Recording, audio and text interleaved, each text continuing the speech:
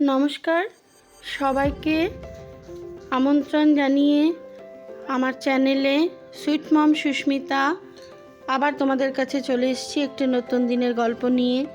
আমরা কলকাতায় second day পৌঁছে গেছি হচ্ছে বাবার ধামে, অর্থাৎ মহাদেবের দর্শন করতে, সাক্ষাৎ তারকেশ্বর মন্দিরে।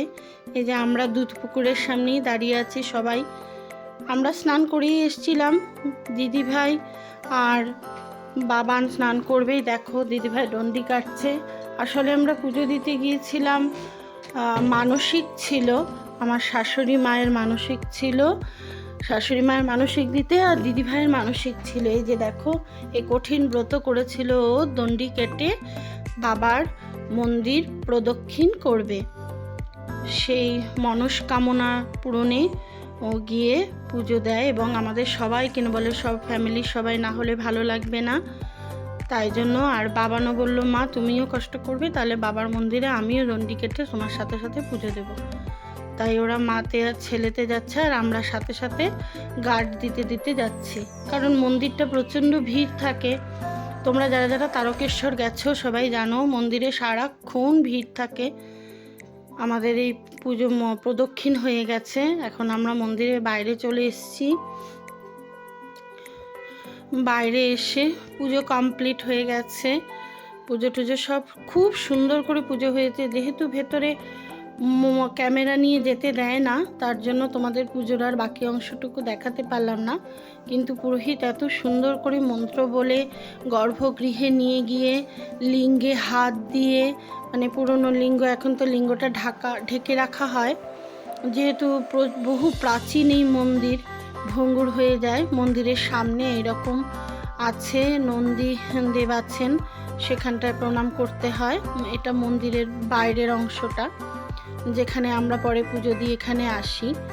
দিদিভাইরা যেহেতু স্নান করেছিল তো প্রচণ্ড ঠান্ডা লাগছিল, এখানে একটু রোদ্রুর মতন ছিল, তার জন্য এখানে আমরা সবাই ফ্যামিলি যারা যারা গিয়েছিলাম সবাই, তারপরে বললাম একটা স্মৃতি রাখা উচিত, এই যে ফটো তুললাম।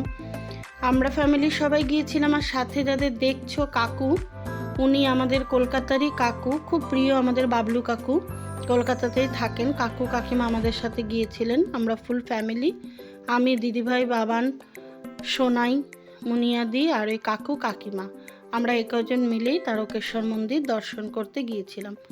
খুব সুন্দর দর্শন হয়েছে, খুব সুন্দর পুজো হয়েছে, বাবাকে ধরে বাবার লিঙ্গ স্পর্শ করে পুজো হয়েছে।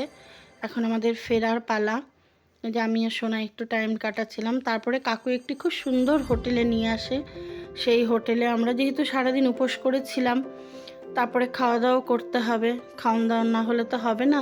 তারপরে সামনে এত সুন্দর বাগান দেখে, আর তখন আমরা আর নিজেদের আটকাতে পারিনি, স্মৃতি ধরে রাখার জন্য সবাই মিলে একটু ফটো সেশন হলো। এই যে বাবলু কাকু কাকিমা, এদেরকে নিয়ে, আসলে গুরুজনদের পেলে কি হয়, আবার কবে তাদের সাথে দেখা হবে, মনটা খুশি হয়ে যায়। এত সুন্দর সুন্দর ফুল ছিল ওখানটায়, ফুলগুলো দেখে আমরা ছবি তুলতে লাগি। তারপরে আমরা ভেতরে ঢুকে যাই। রেস্টুরেন্টের অ্যাম্বিয়েন্সটা খুব ভালো ছিল, এত সুন্দর খোলামেলা, পরিষ্কার পরিচ্ছন্ন, ডেকোরেশনও খুব সুন্দর ছিল। তারকেশ্বর থেকে ফিরে, জায়গাটা আমি ঠিক বলতে পারবো না নামটা, পরে তোমাদেরকে জানিয়ে দেব। হোটেলের নামটা মনে আসলে বলে দেব। তারপরে আমরা সবাই বসে যাই খেতে, খাওয়ার জন্য আমাদের ওয়েট করতে হচ্ছিল, কারণ অর্ডার দেওয়া হয়েছিল এতগুলো মানুষের খাবারগুলো আসবে। সেই ফাঁকে আমি একটুখানি হোটেলটা ঘুরে দেখতে বেরিয়েছিলাম, যে তোমাদের সাথে যদি একটু শেয়ার করা যায়। তোমরাও তারকেশ্বর এলে এখানে, এটা হাইওয়ের ওপরে আছে, এত সুন্দর বসার জায়গা রেস্টুরেন্টটা, কি বলবো। দাঁড়াও নামটা তোমাদেরকে বলে দিচ্ছি, একটু ঘুরে ঘুরে দেখাচ্ছি। তোমরা যদি আসো কখনো এই রাস্তায়, এই হোটেলে এসো। এই যে লাবণ্য, হোটেল লাবণ্য, খুব সুন্দর, শিউরি বোধহয়, খুব সম্ভব শিউরি। আর ওই ভাইগুলোও খুব ভালো ছিল যারা অর্ডার নিচ্ছিলেন, এত বুঝে বুঝে যে কোনটা নিলে আমাদের সুবিধে হবে, কোনটা নিলে আমাদের লস হবে, কোনটা নিলে আমাদের আবার নিরামিষও ছিল। জানোই আমার দিদিভাই নিরামিষ, প্রায় দিনই নিরামিষ থাকে, তাই বুঝে বুঝে ওনারা বেশ হেল্প করছিলেন আমাদেরকে। ওনাদের ব্যবহারও এত ভালো ছিল। হোটেল লাবণ্য, হ্যাঁ হোটেল লাবণ্য। তারপর আমাদের খাবার চলে আসে, এই যে বেশ আলুর দম, নান, কাকুরা হচ্ছে ভাত নিয়েছিলেন, যেহেতু ওনারা বয়স্ক মানুষ, তেলে ভাজা ওনারা ভাত, ডাল, মাছ এগুলো খেয়েছেন। আর এই যে বাবান খাচ্ছে, এই যে দিদি ভাই আর আমরা সবসময় রুটি পরোটাটাই প্রেফার করি, আমরাও খাচ্ছিলাম। খাবারও খুব ভালো ছিল, সত্যিই ভালো ছিল। মুনিয়াদিও সারাদিন না খেয়ে, ও একটু ভাতটাই ভালোবাসে, ও ভাত খাচ্ছিল। এই যে সোনাইও খাচ্ছে মনোযোগ সহকারে। সোনাইকে তো জানোই, ও তো ভেজের ধারে না, ও নিজের মতন করে নিজেরটা অর্ডার দিয়ে দিয়েছে। সুন্দর বিরিয়ানির থালা চলে এসছে ওর সামনে, সাথে ননভেজ আইটেম। ভেজ কি জিনিস ও জানেই না। আর এটা আমার প্লেটেও দেখছো ভেজ। ওখান থেকে আমরা সিধা কলকাতায় ঢুকে সাউথ সিটি মলে চলে আসি, একটু ফ্রেশ হয়ে, বাড়ি থেকে একটু ফ্রেশ হয়ে সোজা সাউথ সিটি মল চলে আসি। কারণ আমাদের কাছে 2-3 দিনই টাইম ছিল, বাচ্চাগুলোকে একটু ঘোরাবো ফেরাবো। এমনিও রাত হয়ে গেছিলো এতটা জার্নির পরে, বললাম না ডিনারটাও করতে হবে, তো চল ঠিক আছে। ওরাও বললো আমরা সাউথ সিটি মলেই চলে যাব। সাউথ সিটি মলে গিয়ে আমরা খানিক কেনাকাটা করে এই যে ডেকোরেশন দেখছিলাম, ক্রিসমাসের ডেকোরেশন ছিল, নিউ ইয়ারের ডেকোরেশন ছিল, খুব সুন্দর লাগছিল দেখতে চারদিকটা। সেজন্য আমরা একটু ঘুরে ঘুরে সব ভিডিও করছিলাম। এত সুন্দর মলগুলোকে সাজায় এরা, কি ভালো যে লাগে দেখতে। যাই হোক, ছবির মতন লাগে পুরো একদম।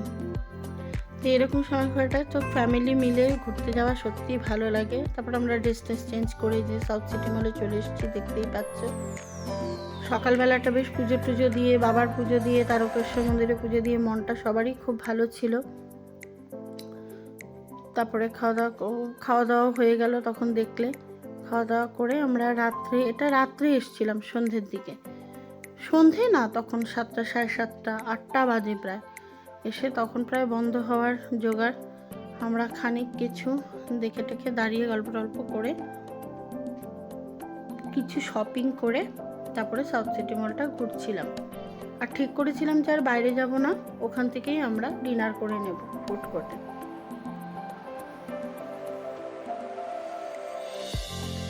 এই যে আমরা ডাবলুর থেকে কিছু শপিং করেছি, দেখালাম না। খুব সুন্দর একটা অ্যাম্বিয়েন্স ছিল। তো তারপরে কাকু আর কাকিমাকে আমরা বাড়িতে নামিয়ে দিই, কারণ ওরা বয়স্ক মানুষ। ওনারা বললেন না, সারাদিন আমাদের হচ্ছে জার্নি হয়েছে, আমরা যাব না, তোমরাই বাচ্চাদের নিয়ে ঘুরে এসো। এই যে আমরা ফুড কোর্টে উঠে গেছি। এখানে ক্যাফে ডিস্কগুলোতে তখন জোর কদমে গান বাজছিল, ডান্স হচ্ছিল, মানে ভেতরে সবাই খুব মজা করছিল, কারণ তখন ফেস্টিভ একটা মুড ছিল। আর এই খাওয়ার জায়গাটা দেখতেই পাচ্ছ, বিশাল বড় এরিয়া নিয়ে খাওয়ার জায়গা। যে যেখানে ইচ্ছা হাত পা ছড়িয়ে ছিটিয়ে বসতে পারো, কারোর কোনো অবজেকশন নেই, বাধা নেই। খাবার দাবার নিয়ে নিজেদের মতন করে সময় কাটানোর উপযুক্ত জায়গা। খুব সুন্দর জায়গাটা, এত খোলামেলা, কোনো কোজি ভাব নেই, অপূর্ব করেছে জায়গাটা। তো আমরা বসেছিলাম, আমিও যাচ্ছিলাম ওদের সাথে সাথে একটু, যে ওরা কোথায় কি খাবার অর্ডার দিয়েছে দেখতে। কারণ এক একজনের এক এক রকম রিকোয়ারমেন্ট ছিল খাবার দাবারের, ডিনারের। কেউ এটা খাবে তো কেউ ওটা খাবে, কেউ সাবওয়ে খাবে তো কেউ KFC খাবে, কেউ দেশি খাবার খাবে তো কেউ চা কফি খাবে। এগুলো আমরা একটা জায়গা বেছে নিই, যেখানটায় আমরা, এই যে সোনাই যাচ্ছিল, টাকা পয়সা নিয়ে ও সব খাবার দাবার এখন অর্ডার দেবে। এসব গুরুগম্ভীর কাজগুলো মোটামুটি ওই সামলায়। এই যে আমাদের বড় ছেলেকে দেখছো, ও ঘুরে ঘুরে শুধু ডেকোরেশন দেখছে।